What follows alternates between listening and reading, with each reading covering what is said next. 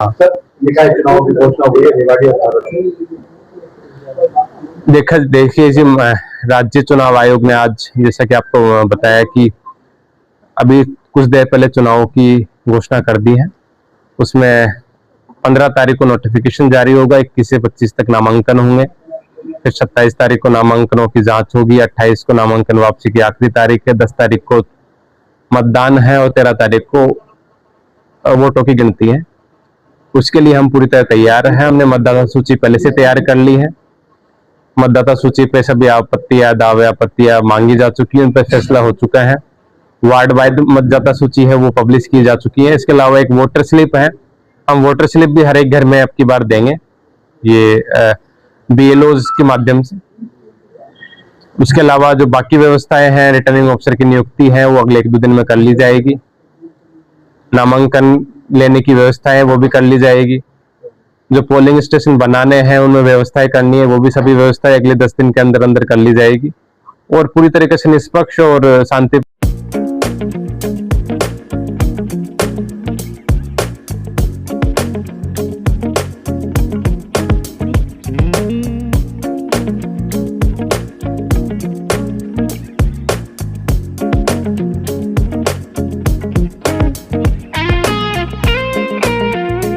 तरीके से चुनाव होंगे। हमने जो पुलिस से हेल्प चाहिए थी या फिर बाहर से कोई बटालियन चाहिए थी, उसकी रिक्वायरमेंट भी गवर्नमेंट को भेज दी है, वो भी हमें मिल जाएगी।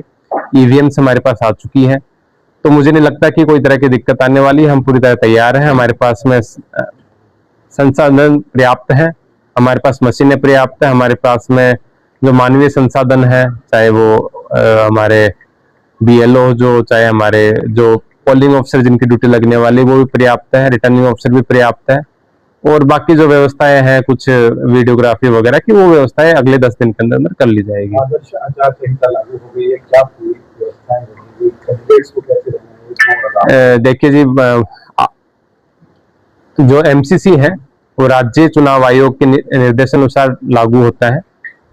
उसमें कई तरह के प्रतिबंध अन्य डिपार्टमेंट्स पे लगाए जाते हैं, कैंडिडेट्स पे लगाए जाते हैं, और जो आम बातें रहती हैं वो सेम ही रहती हैं, चाहे केंद्रीय चुनाव हो चाहे राज्य के चुनाव हो, कि कोई भी अपना जाति, धर्म, इनके आधार पर वोट नहीं मांगेगा।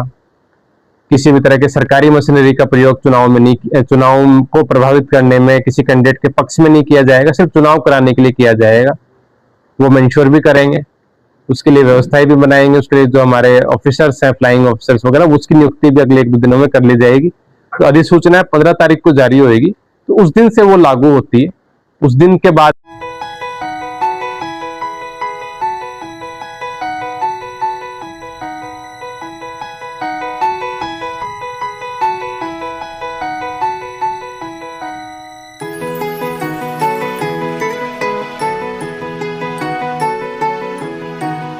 में किसी भी तरह का जो इलीगल पोस्टर्स हैं, किसी ने जाति धर्म के नाम पे उकसाने की कोशिश की है, उन सब पे हम कार्रवाई करेंगे। तो 15 तारीख से पहले पहले हमारे जितने फ्लाइंग ऑफिसर जो लगने हैं वो लग जाएंगे, उसको भी हटा लिया जाएगा 15 तारीख से पहले। 15 तारीख को हमारा है चुनाव की अधिसूचना जारी होगी, उससे पहले पहले हम करेंगे दोनों सर।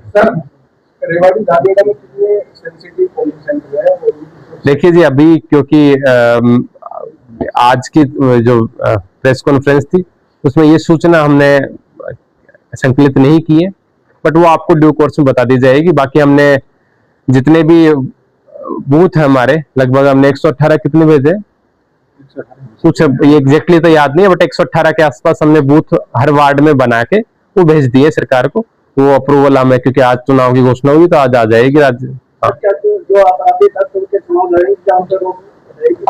जैसा कि मैंने आपको बताया कि उसमें जो सरकार के नियम है, जो राज्य चुनाव आयोग के नियम है, उसके अनुसार कार्रवाई की जाएगी।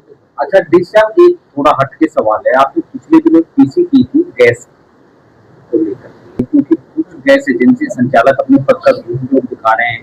कैंडिडेट को पता नहीं उसकी गैस बुक हो रही है, कहीं और सप्लाई हो रही है, कैंडिडेट को कानो कान खबर तक नहीं सर। देखिए, क्योंकि गैस एजेंसी की मामला सामने आया है, उसकी जांच चल भी रही है। जैसा कि मैंने बताया कि OTP आता है,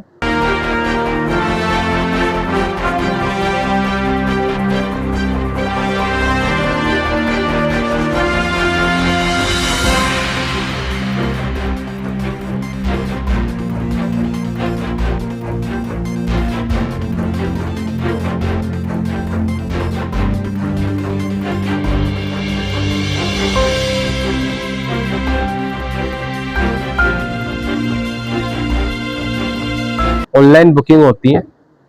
और अब तो क्योंकि सिचुएशन बीच में काफी नॉर्मल हो गई थी, तो हमने भी उसको मॉनिटरिंग थोड़ा कम कर दिया था। और साथ में सरकार ने एक व्यवस्था ये बदल दी थी कि अब किसी को कमर्शियल सिलेंडर भी चाहिए तो वो भी पूरे उपलब्ध थे। जो बीच में राशनिंग की थी वो बंद कर दी गई थी। अब आई थिंक हो सकता है कि दोबारा लागू हो जाए, तो दोबारा मॉनिटरिंग करेंगे और बुकिंग ऑनलाइन होगी। और कोई एजेंसी इस तरह कर रहा है किसी और के नाम पे बुकिंग करा के फिर किसी और को सिलेंडर दे रहा है, उसको दिखा रहा था जरा सिलेंडर नहीं आया, उस पर कार्रवाई की जाएगी। इस तरह की सूचना जब भी हमारे पास आएगी, तो एक आई थी, हमने उसकी जांच के लिए बोल दिया, जांच आते ही उस पर कार्रवाई मैं भी देने आया हूँ सर आज आपको। दे दो। गंभीर एक्सीडेंट के इलाज के लिए रेवाड़ी का एकमात्र अस्पताल Aditya hospital, block A, sun city, HUDA bypass, Abhay Singh Chowk, Rewari. यहाँ न्यूरो सर्जरी के अंतर्गत ब्रेन और रीढ़ की हड्डी की सर्जरी की जाती है। दिमाग की नस ब्लॉक होना, नस फटना और लकवा जैसे मामलों का उपचार किया जाता है। कार्डियोलॉजी विभाग में एंजियोग्राफी, स्टंट और छल्ला डालने की सुविधा है। लेप्रोस्कोपी द्वारा पित्ताशय, अपेंडिक्स, हर्निया और पेट की सर्जरी बिना बड़े चीरे के होती है।